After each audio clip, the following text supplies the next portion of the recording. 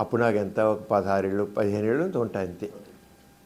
ఒక ఒక వ్యక్తి గుడివాడలో ఏఎన్ఆర్ కాలేజీలో చదువుకుంటున్నాడు. అతను పెళ్ళయింది. అతను మొదటి రాత్రి పెళ్ళైన శోభన రాత్రి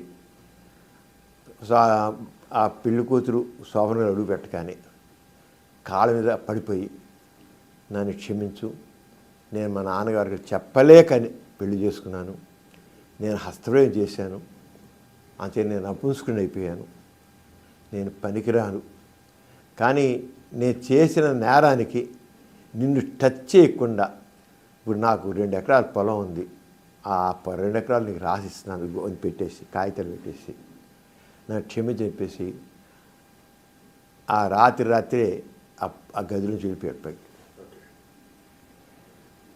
వెళ్ళిపోయి మళ్ళీ అతను బయట పారిపోకుండా నేను చేసిన పనికి పశ్చాత్తాపంగా నేను ఏ కాలేజీలో చదువుకున్నానో ఆ కాలేజీ దగ్గరే ఒక సైకిల్ షాప్ పెట్టి ఆ సైకిల్ షాప్ రిపేర్ చేసుకుంటూ నేను ఎంత భయంకరమైన తప్పు చేశాను నేను, అంతే నా తప్పుని అందరికీ చెప్పాలి, ఎవరు చేయకుండా ఉండాలని చెప్పి అక్కడ సైకిల్ షాప్ పెట్టి అందరు షాక్ తిన్నారు. ఏంట్రా నిన్నటిదాకా కాలేజీలో చదువుకున్న కుర్రోడు సైకిల్ షాప్ పెట్టి కూర్చున్నాడు, ఇదేమిటి ఇదంతా వీడు అని అనుకుంటే నేను ఇలాంటి జరిగిందని చెప్పాడు.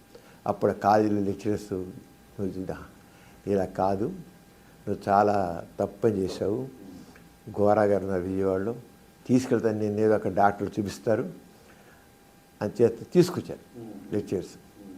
నాన్నగారు ఇప్పుడు మామూలుగా నాన్నగారు ప్రొఫెసర్ ఆఫ్ బయాలజీ కనుక అని చెప్పి అప్పుడు హ్యావ్లీ కిల్స్ అనే పుస్తకం ఉంటే అది తీసుకొచ్చి దాంట్లో మాస్టర్బేషన్ వెరీ కామన్, 100కి 90 to 98% మగవాళ్ళందరూ చేస్తారు, నువ్వేం తప్పు చేయలేదు, అయినా సరే నేను డాక్టర్ దగ్గర తీసుకెళ్ళి నేను చూపిస్తాను అని చెప్పి విజయవాడలో ఒక డాక్టర్ దగ్గర తీసుకెళ్తే ఆయన కూడా మాస్టర్బేషన్ తప్పేం కాదు, నువ్వేం చేయలేదు అని చెప్పి కౌన్సిలింగ్ చేస్తే అతను మళ్ళీ మామూలు అయ్యాడు.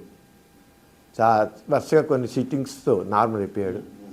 నాన్నగారి అప్పుడు నేను నాన్నగారి పక్కనే ఉంది ఇన్సులిన్ అతను వచ్చి మాట్లాడతాడు. నా వయసు కూడా మరి అలాంటి వయసే కదా, టీనేజ్లోనూ మరి మనం కూడా అలాంటి అలవాట్లు ఉన్నవాళ్ళం అవుతాం కదా. ఇది చాలా సీరియస్ ప్రాబ్లం అన్నమాట అని అనుకున్నాను. ఆ టైంలో ఇక్కడ ఒక నేచర్ గురించి ఒక పేపర్ వచ్చేది, దాంట్లో కూడా మాస్టర్బేషన్ చాలా ప్రమాదకరమైనది, భయంకరమైనది, హానికరమైనది అని చెప్పి అలాగా రాశారు. చదువుతున్న వల్ల మరి చాలా నాకు భయం వేస్తుండేది. ఈ కుర్రాడిని చూసాం, ఇక్కడ ఇలాగా ఈ రాత్రి చూసి ఏంటనుకున్నాం. సరే నేను నాన్నగారితో పాటు ఆ కేసు తగ్గ ఫాలో అయితే కాదు, ఏదో దీన్ని సైంటిఫిక్గానే ఆలోచించాలి. అప్పుడు ఇంకా నేను మెడిసిన్లో అడుగు పెట్టలేదు, ఏం చేయలే. కానీ దట్ రింగ్ మై మైండ్, ఏంటిది ఎంత కామన్ అన్నారు, 80 to 88%, 90 to 98% అంటున్నారు, ఇంత కామన్ ప్రాబ్లం అని. మరి నా ఫ్రెండ్స్ కూడా చెప్తుండేవాళ్ళు, ఏరా ఇది అయిపోతుంది, ఏంటిరా నేను చేయలేకపోతున్నాను, ఆపలేకపోతున్నాను రా అంటుండేవాళ్ళు. సరే మెడిసిన్లో జాయిన్ అయ్యాను.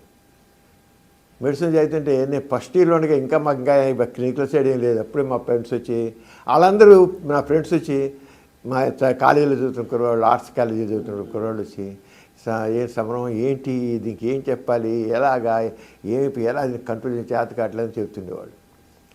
కానీ మదర్ ఏముంటున్నప్పుడు ఇంకా జస్ట్ స్టూడెంట్స్. నేను 5th ఇయర్లో ఉండగా మెడిసిన్ చదువుతున్న ప్రీ ఫైనల్ ఉన్నప్పుడు మా మెడిసిన్ ప్రొఫెసర్ గారు కొద్దిగా లేట్గా వచ్చారు.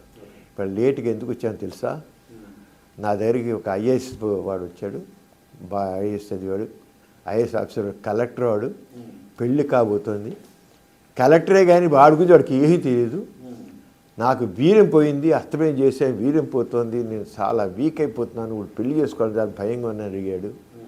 ఏంటి వాడు కలెక్టర్, వాడు 37 అన్నాడు. ఇప్పటికి నా కళ్ళ మీద అప్పుడు ఉసిరేరన్నమాట. 37 దానికి ఎంత ఇది అనేసి, ఇవన్నీ వస్తాయి, మీరందరూ చాలా ఇలాంటివన్నీ మీరు డీల్ చేయాలి మీరందరూ అని అప్పుడు ఆయన చెప్పాడు. చెప్పి చాలా గట్టిగా చెప్పి చాలా ఇదిగా మాట్లాడాను. ఎంత మాస్టర్బేషన్ తప్పేం కాదు, వీర్యం విలువైనే కాదు, ఇక ఒక రక్తం ఒక 100 రక్తపడితో ఒక వీరి పొడి సమానం అంత పెట్టి థ్రాష్ అని చాలా రోజు క్లాస్ తీసేసుకున్నాడు ఆయన. ఆ క్లాస్ మా అందరి బుర్రలో తిరిగింది. ఇంకా నేను ప్రాక్టీస్ పెట్టాక ఇక మన లయోలా కాలేజ్ నుంచి రోజు సాయంత్రం నాకు కుర్రోళ్ళు నాకు వచ్చేసేవాళ్ళు. ఇక అది ఈ ఏరియా అంతా నేను ఒక్కనే ఉండేవాడిని. నేను జనరల్గా నేను చాలా యూత్తో చాలా స్నేహంగా ఉండే మొదటి నుంచి నాకు అలవాటు. చాలా కుర్రాళ్ళతో అందరూ చాలా స్నేహంగా ఉండేవాడు. అందరూ వచ్చి ప్రతివాడు చెప్పేవాడు, ఇలా చెప్పాడు. నాకు వచ్చిందనేవాడు, నాకు వీర్యం పోతుండేవాడు, అస్తమం చేస్తుండేవాడు, స్వప్నకాలం ఇవన్నీ చెప్తుండేవాళ్ళు. అప్పుడు నేను ఇక లాభం లేదని దాని స్టడీ చేయడం బలెట్టాను. అప్పుడు ఇప్పుడు ఈ సాహిత్యం లేదండి. ఇప్పుడు అందరికి అందుబాటులో ఉంది. అప్పుడు ఏం లేదు, అందుబాటులో లేదు. అది నాకు అసలు ఇవన్నీ చెప్తే చూసేది కింద పడ్డా మీరు తెలుసుకున్నా. చాలా నాకు థ్రస్ట్ నా దాని నుంచి చాలా ఎక్కువైంది. తెలుసుకున్నాను. ఆల్ ఇండియా రేడియోలో నేను రెగ్యులర్గా నా టాక్స్ వస్తుండేవి. ఒక రోజున చెప్పా, ఏమండి ఇది చాలా బర్నింగ్ టాపిక్, ఇది మాస్టర్బేషన్ గురించి, వీర్యం గురించి ఓ టాపిక్ చేసి మాట్లాడదామని చెప్పి మా టాపిక్ ఇచ్చా. సెక్స్ గురించి అపోహలు అని. Tremendous response. వాళ్ళు చెప్పారు ఫస్ట్ ఎపిసోడ్ ఒక పబ్లిక్లో దాని మీద మాట్లాడండి. నేను ఏమని వాళ్ళు 1974లో 74 జూలై ఆ ప్రాంతం జూన్ జూలై ప్రాంతంలో వచ్చి వాళ్ళు చెప్పారు, మా ఆల్ ఇండియా రేడియోకి ఏనాడు ఇన్ని ఉత్తరాలు రాలి, వారం రోజుల్లో 10,000 ఉత్తరాలు వచ్చాయి అప్రిషియేట్ చేస్తూ అని చెప్పారు వాళ్ళు. అదే టైంలో ఏనాడు పేపరు వైజాగ్లో మొదలెడుతున్నారు. అది దాదాపు అక్కడ ఈనాడు ఫస్ట్ పేపరు వైజాగ్ దాదాపు లోకల్ ఎడిషన్లా ఉండేది మొత్తం. రామోజీ గారు ఫోన్ చేశారు, నేను విన్నాను ఈ టాకు ఇది చాలా అవసరం. నేను అన్నదాత పేపర్ ఉంది నాకు, ఆ పేపర్లోనే అసలు నాకు ఇలాంటి మా ఫ్యామిలీస్లో ఇలాంటి కొంతమంది చాలా ఇబ్బంది పడ్డారు, అంచేత నువ్వు ఇది గురించి ఎడ్యుకేట్ చేయాలి, నేను రెడీగా ఉన్నాను, నువ్వు రాయాలి. నాకు తెలిసి చాలా లిమిటెడ్ అండి, ఏం లేదంటే చాలా ఆ లిమిటెడే నువ్వు రాయి, నీకు ముందు అసలు నీకు చెప్పాలనేది ఇది ఉంది, కుతూహలం ఉంది, చేయి నువ్వు గట్టిగా అన్నారు. చాలా గట్టిగా ఫోర్స్ చేశాను. నేను అన్నాను, నాకు తెలిసి చాలా కొద్ది అండి, పేపర్లో చాలా నాలెడ్జ్ ఉండాలి, నేనే ఎవరు దీంట్లో ఎక్స్పర్ట్ ఎవరు లేరు, నాకైతే కాదు కాదు చేస్తున్నారు. ఈనాడు మొదలెట్టిన 3వ దినే ఆదివారం, అది గురువారం పేపర్ మొదలైంది, ఆదివారం నాడు నా ఫస్ట్ ఎపిసోడ్ వచ్చింది. సెక్స్ సైన్స్ అని పెట్టి చెప్తే ట్రెమెండస్ రెస్పాన్స్ వచ్చింది. ఓ వారం ఏడుకల్లా దాదాపు 10,000 20,000 ఉత్తరాలు వచ్చేవి అక్కడి నుంచి వైజాగ్ ఉత్తరాలు వచ్చేవన్నీ చాలా రెస్పాన్స్ వచ్చింది.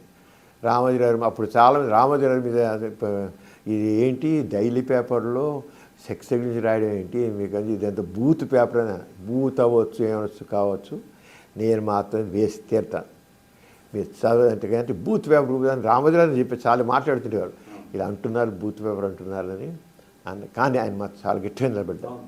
చాలా గట్టిగా నిలబడి చాలా వయసు చాలా మధ్య 2వ సంవత్సరం చేయగల 2 వారానికి 2 సార్లు ఇళ్ళు పెట్టారు, ఆదివారం బుధవారం రాయడం. ఎందుకంటే అది రెస్పాన్సిబిలిటీ బాగా ఎక్కువ ఉంది.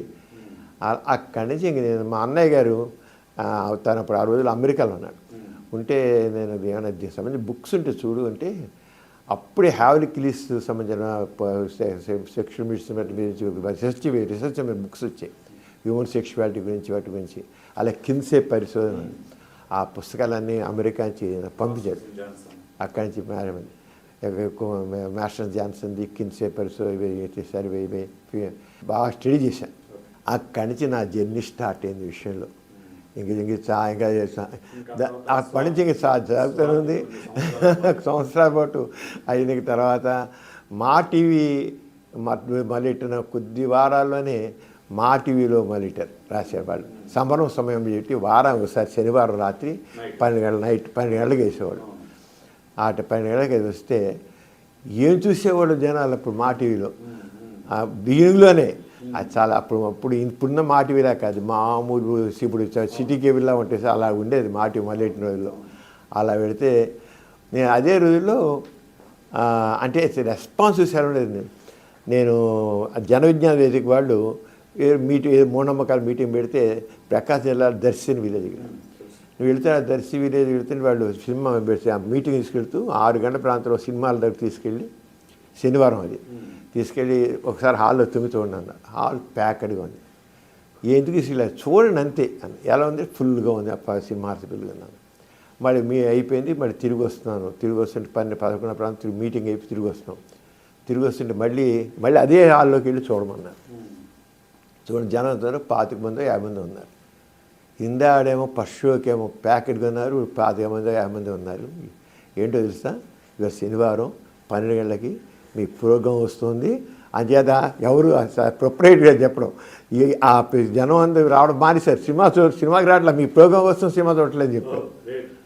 ఎంత ఆ రంగం చాలా ఇలాంటి ఇష్యూస్ చాలా, అంటే నాకు ఒక రకన ఇక నేను చేసేది కరెక్ట్గా ఉంది, ఇంకా చెయ్యాలి అనేది నాకు వచ్చిన తర్వాత ఈనాడైంది. స్వాతులు రాసాను. స్వాతులు ఇప్పుడు దాదాపు 30 సంవత్సరాల నుంచి రాస్తూనే ఉన్నాను. 30 సంవత్సరాల నుంచి ఇప్పుడు వస్తుంది స్వాతులు, ఇప్పటికి వస్తుంది.